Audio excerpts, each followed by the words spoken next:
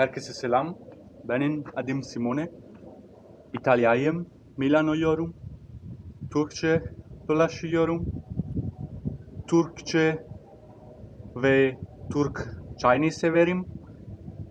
Biraz Türkçe biliyorum. Kötü konuşuyorum. Biraz anlıyorum.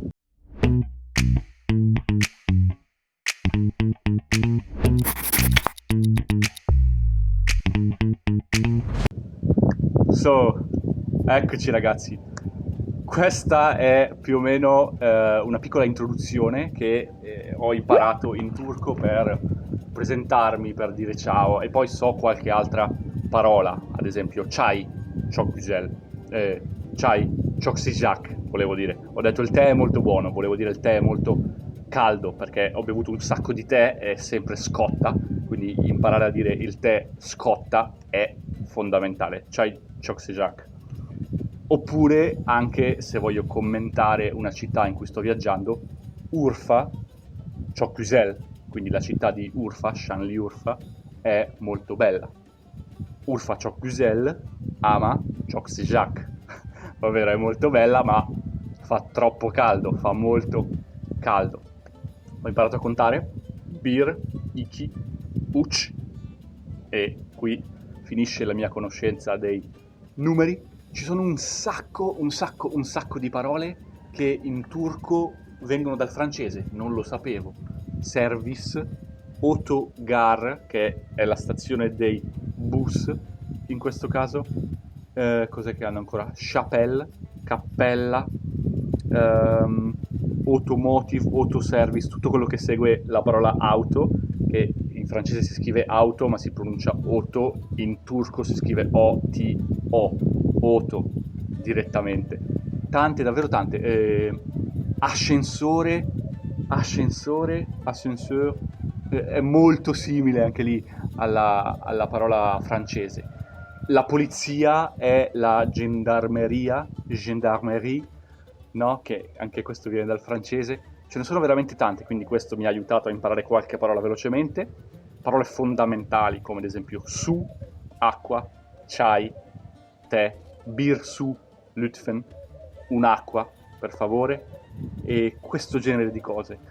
Questo è quello che ho imparato per viaggiare in giro per la Turchia dal momento in cui sono arrivato in Turchia. Sto registrando questo video dopo 11 giorni, sono 11 giorni che sono in Turchia, questo più o meno è quello che ho imparato. Teşekkür ederim, per dire grazie, anche teşekkür o teşekkürler, o c'è un'altra parola che non mi ricordo mai, un po' più una specie di slang un po' più informale, osap, asop, non mi ricordo, hesap, fondamentale per chiedere il conto al ristorante.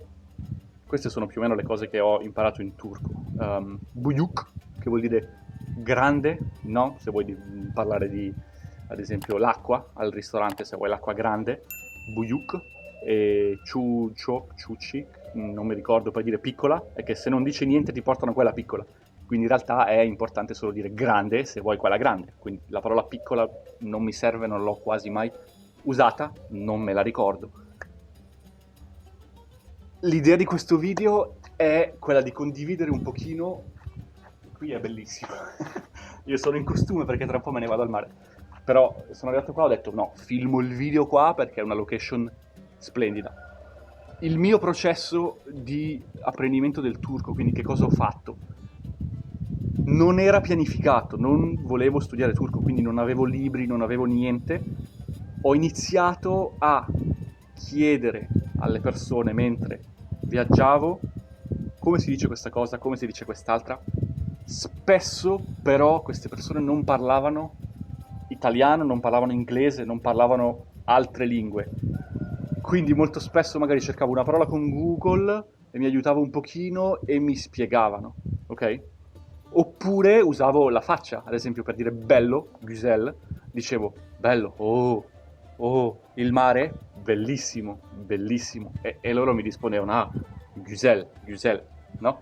E quindi uno impara güzel vuol dire bello, ok? Oppure ragionando con parole opposte.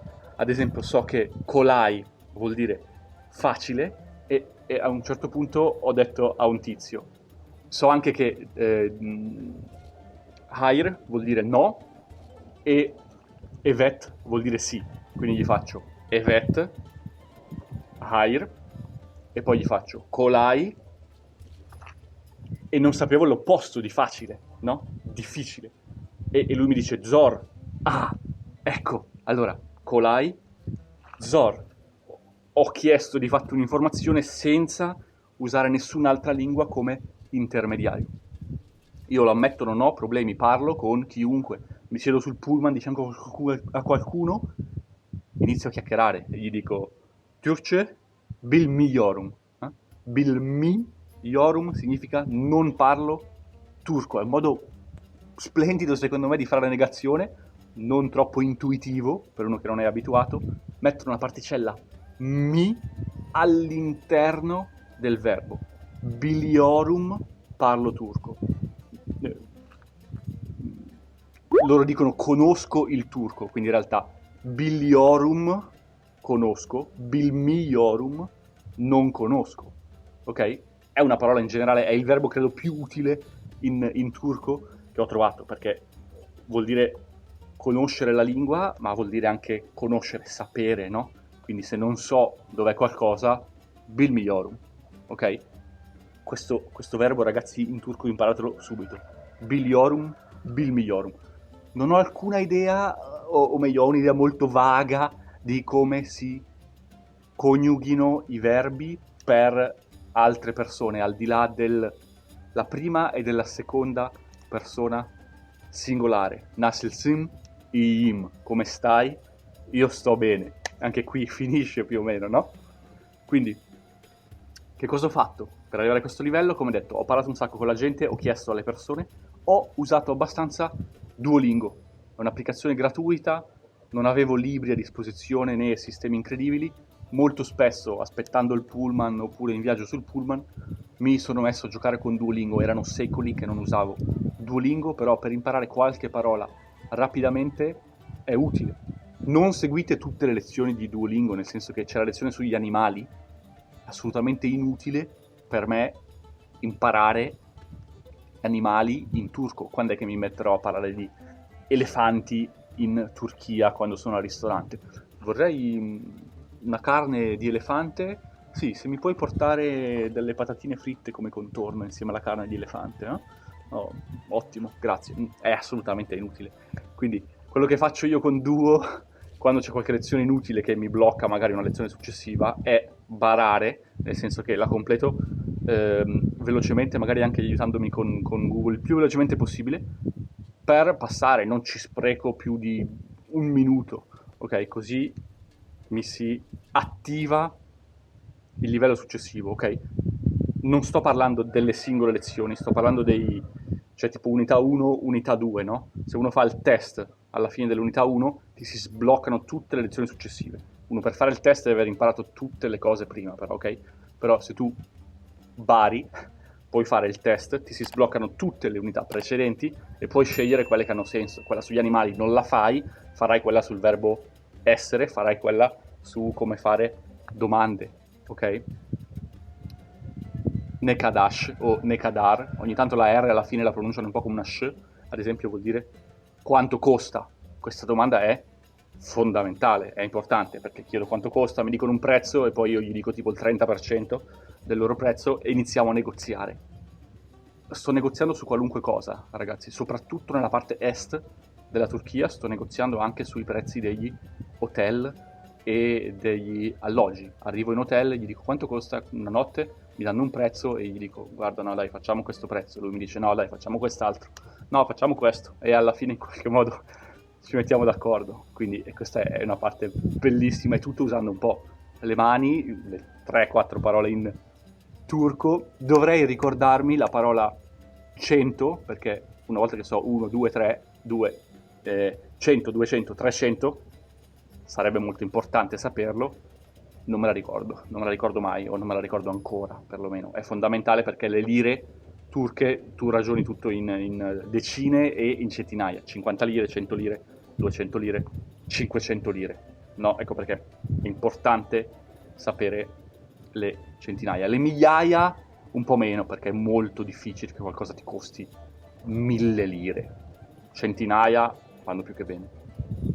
Quindi questa, ragazzi, è un po' la mia esperienza con la lingua turca. È una lingua splendida, è una lingua agglutinante, quindi ogni tanto fa delle cose strane. Io so che il verbo avere, per esprimere il concetto di avere, mettono la particella var alla fine, che è interessantissimo perché in georgiano invece var è la prima persona singolare del verbo essere, no? Aperta parentesi. La parola ora in turco è saat e in georgiano è sad, quindi è molto simile. È stato facilissimo all'inizio capire gli orari dei pullman, o che parlavano di orari, perché non sapevo i numeri, perché mettevano sempre la parola sad. Quindi se io dovevo chiedere a che ora se ne va il pullman, autobus, sad, no? E loro capivano e gli chiedevo di scrivermi l'ora a cui partiva il pullman, però intanto riuscivo a chiedere qualcosa.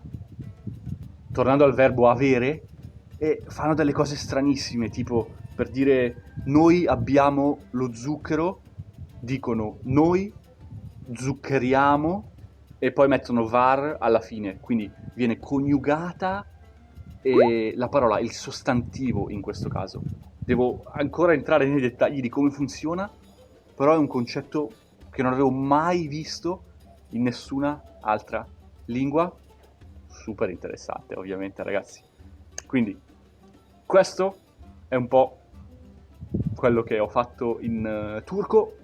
Ah, prima che mi dimentichi, ho testato anche molto molto brevemente Pimsleur, perché la prima lezione è gratuita e uno può scaricare l'applicazione sul telefono e provarla, però poi deve pagare. Io non volevo pagare e quindi sono andato avanti a giocare un pochino con Duolingo e a usare il mio metodo di, appunto, chiedere alle persone e il mio solito metodo dell'arcipelago. Nella descrizione, ragazzi, trovate il link al PDF dove spiego il metodo dell'arcipelago per imparare a parlare di me stesso in qualunque lingua, quindi magari dategli un occhio così capite un po' come funziona il metodo.